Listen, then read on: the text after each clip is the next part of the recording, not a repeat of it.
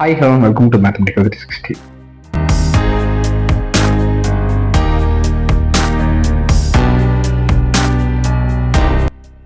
வீடியோவில் நம்ம பார்க்க போகிற சப்ஜெக்ட் வந்து பார்த்தீங்கன்னா 10ஆம் வகுப்பு கணக்கு அந்த சப்ஜெக்டை பார்க்க போகிறோம். நம்ம போகிற சாப்டர் வந்து பார்த்தீங்கன்னா அத்தியாயம் 7 அளவியல் இந்த சாப்டர் நம்ம ஆல்ரெடி பார்த்துட்டு இருக்கோம். நம்ம பார்க்க போகிற டாபிக் வந்து பார்த்தீங்கன்னா இணைந்த உருவங்களின் கனவு மற்றும் புறப்பரப்பு கண்டறிதல் பற்றி தான், அதாவது அது பேஸ் பண்ண ப்ராப்ளம் இந்த வீடியோவில் பார்க்க போகிறோம். ஸோ இணைந்த உருவங்கள் சொல்லிட்டு பிஎஸ் வீடியோவில் பார்த்துருக்கோம், அது டீகண்டினியூஷன் கொடுத்துருக்கேன். அதை பார்த்துட்டு இந்த ப்ராப்ளம்ஸ் பார்த்தீங்கன்னா உங்களுக்கு இன்னும் பெட்டராக புரியும்.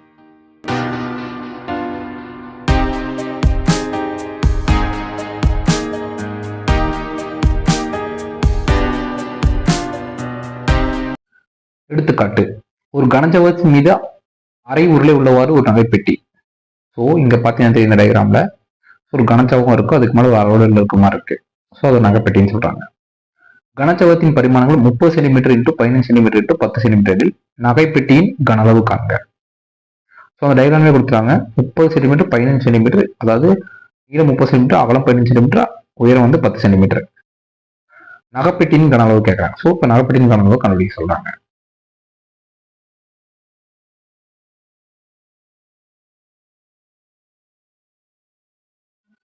தீர்வு: கனசவத்தின் நீளம், அகலம் மற்றும் உயரம் முறையே எல், பி மற்றும் H1 என்க.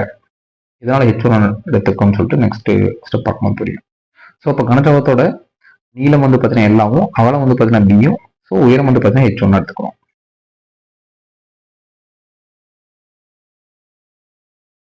ஸோ இந்த உருளைன்னு சொல்லிருக்காங்க. அடுத்த ஸ்டெப் உருளையின் ஆரம் மற்றும் உயரம் முறையே. ஸோ உருளையின் ஆரம் வந்து பார்த்தீங்கன்னா ஸ்மால் ஆர் மற்றும் அதோட உயரம் H2. ஏன்னா H1ங்கிறது வந்து பார்த்தீங்கன்னா கனசவத்தை எடுத்துட்டோம், அப்புறம் H2ங்கிறது பார்த்தீங்கன்னா உருளையோட உயரம்.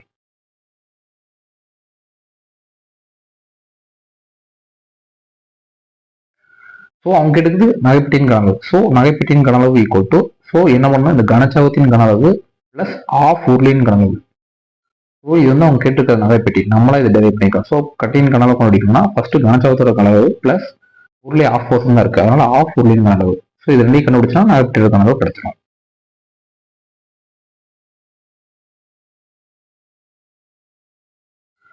ஸோ கனசவத்தின் கன அளவுக்கு ஃபார்மா தெரியும், L into B into H. So L into B into H1 plus half உருளையின் கன அளவு டாபிக் ஆல்ரெடி பார்த்துருக்கோம், அந்த கண்டினியூஷன் கொடுத்துருக்கேன்.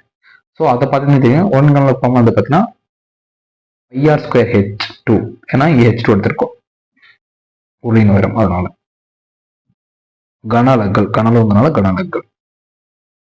இதுல எல்லோட வேல்யூ நமக்கு தெரியும். எல்லோட வேல்யூ எவ்வளோ, 30. ஸோ 30. பியோட வேல்யூ தெரியும், பிளஸ் வந்து அகலம் வந்து பார்த்தீங்கன்னா 15. H1 அதோட கனசவத்தோட ஹைட் வந்து பார்த்தீங்கன்னா 10. So 10 into plus of into பையோட வேல்யூ 22/7 நமக்கு தெரியும், ஆர் ஸ்கொயர்.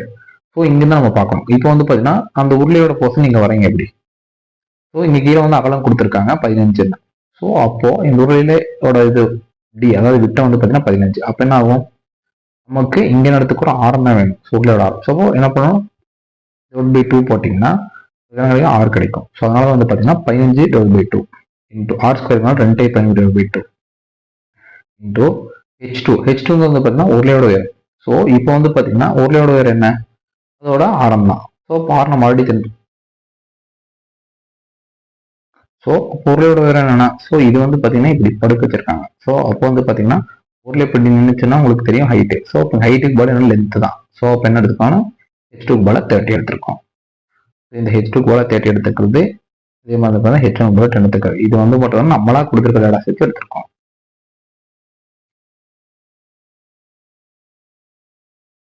ஸோ இது சிம்பிள் பண்ணும்போது ஃபர்ஸ்ட் இதை 4500 பிளஸ் செகண்ட் இதை பண்ணும்போது 2651.79 79 டெசிமலுக்கு அப்புறம் இருக்கிறத ஆட் பண்ணி சொல்லணும். ஸோ இது ரெண்டு ஆட் பண்ணீங்கன்னா 7151.79 கன அலகுகள். இல்லைங்க எனக்கு கொடுத்தா கன சென்டிமீட்டர் எடுத்துக்கலாம். ஆகவே நகைப்பெட்டியின் கன அளவு 7151.79 கன சென்டிமீட்டர். என கொடுத்துக்கிற சென்டிமீட்டர் கன சென்டிமீட்டர்.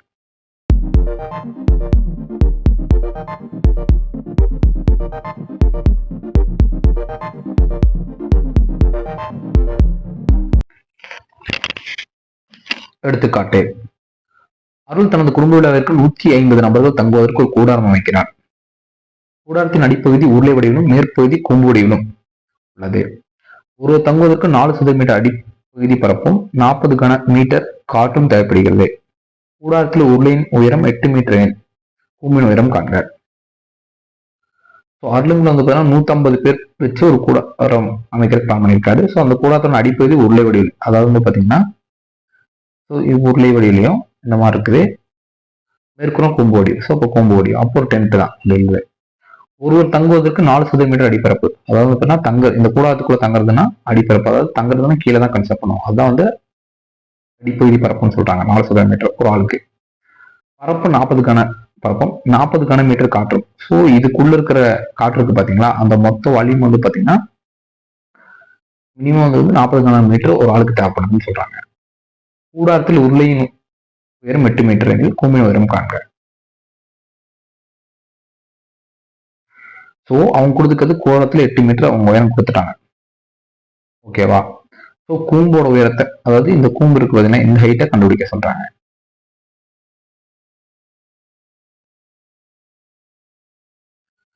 தீர்வு. ஸோ அவங்க கொடுத்துக்கிறது ரொம்ப என்னதுதான், உருளை மற்றும் கூம்பின் உயரம் முறையே H1 மட்டும் H2.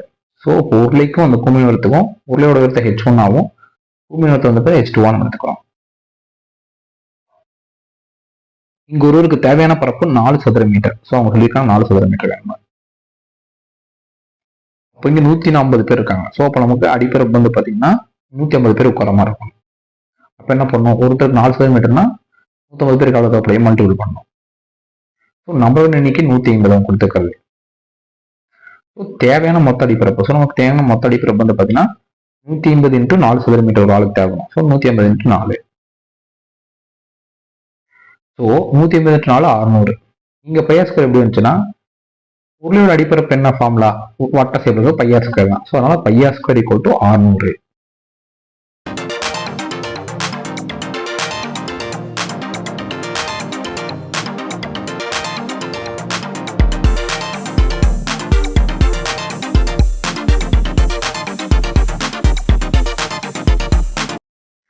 ஒருவருக்கு தேவையான காற்றின் அளவு. ஸோ ஒரு பர்சனுக்கு வந்து பார்த்தீங்கன்னா 40 கன மீட்டர், அதாவது வந்து பார்த்தீங்கன்னா காற்று தேவைப்படுது. அவங்களே கொடுத்துருக்காங்க. ஸோ அப்போ 150 நபர்களுக்கு தேவையான காற்றின் அளவு. ஸோ அப்போ இந்த கூடாரத்தில் வந்து பார்த்தீங்கன்னா நமக்கு மொத்த கனவு எவ்வளோ தேவைங்கிறத அப்படி அவங்க இன்டர்நெட்டை கொடுத்துருக்காங்க. அதாவது 150 நபருக்கு தேவையான காற்றின் அளவு வந்து பார்த்தீங்கன்னா ஒரு ஆளுக்கு 40 கன மீட்டர்னா 150 பேர் 150 × 40. ஸோ இப்போ 6000 கன மீட்டர் தேவைப்படுது அவங்களுக்கு. ஸோ இப்போ இங்கே தான் வந்து பார்த்தீங்கன்னா அந்த கன அளவு ஈக்குவல் பண்ணியிருக்காங்க. அதாவது ஸோ இந்த மொத்த கூடாரத்தில் உருளை சேப்லேயும் அந்த கும்புடைய மொத்த கன அளவு வந்து பார்த்தீங்கன்னா 6000 சொல்லி மீன் பண்ணியிருக்காங்க. அதாவது 6000 இருந்தால் மட்டும்தான் அவங்க நினைச்சவங்க பர்சன் வந்து அவங்க கணக்க முடியும். அப்போ நம்ம இதை ரெண்டா ஸ்பிட் பண்றோம். ஸோ இதோட கன அளவு வந்து பார்த்தீங்கன்னா கூம்பின் கன அளவு, உருளையின் கன அளவு. ஸோ ஃபர்ஸ்ட் வந்து பார்த்தீங்கன்னா உருளையின் கன அளவு. உருளையின் கன அளவு வந்து பார்த்தீங்கன்னா ஆல்ரெடி டாபிக் பார்த்துக்கலாம், ஆல்ரெடி கன்லிங்கேஷன் கொடுத்துருக்கேன். உருளையின் கன அளவு formula pi r square H. Pi r square இங்க வந்து உருளையின் ஹைட் வந்து H1 எடுத்துக்கணும். அதனால வந்து H1 பிளஸ் கூம்பின் கன அளவு ஃபார்முலா வந்து பார்த்தீங்கன்னா 1/3 பையார் ஸ்கொயர் H2. ஏன்னா இங்க வந்து இது வந்து H2 எடுத்திருக்கோம். அப்போ பையார் ஸ்கொயர் H2. இந்த கூம்பின் கன அளவு டாபிக் ஆல்ரெடி பார்த்துருக்கோம், ஆல்ரெடி கன்லிங்கேஷன் கொடுத்துருக்கேன். அதை பார்த்தீங்கன்னா இந்த ஃபார்முலா எப்படி வச்சுங்க = 6000. அந்த மொத்த கூடாரமும் சேர்ந்து 6000 கன மீட்டர் இருக்கணும். அதாவது அவங்க 150 பேர் தங்கணும்னா.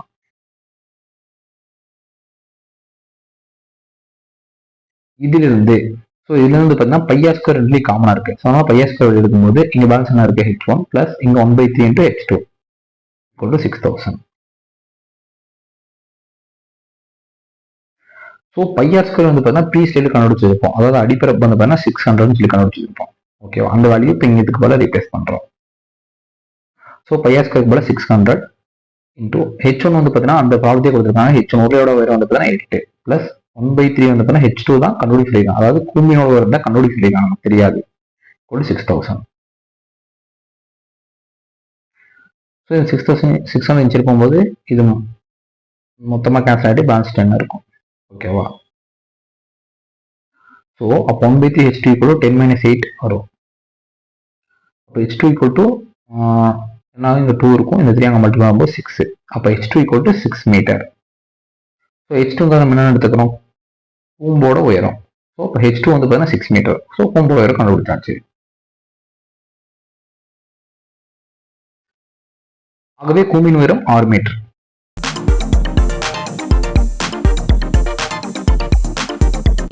நெக்ஸ்ட் வந்து பாத்தீங்கன்னா இணைந்து உருவங்கள்ல வந்து பாத்தீங்கன்னா இடைக்கண்டத்தின் இணைந்து உருவங்களை பத்தி பேஸ் பண்ண பாடம் வந்து பாத்தீங்கன்னா நெக்ஸ்ட் பார்க்கலாம்.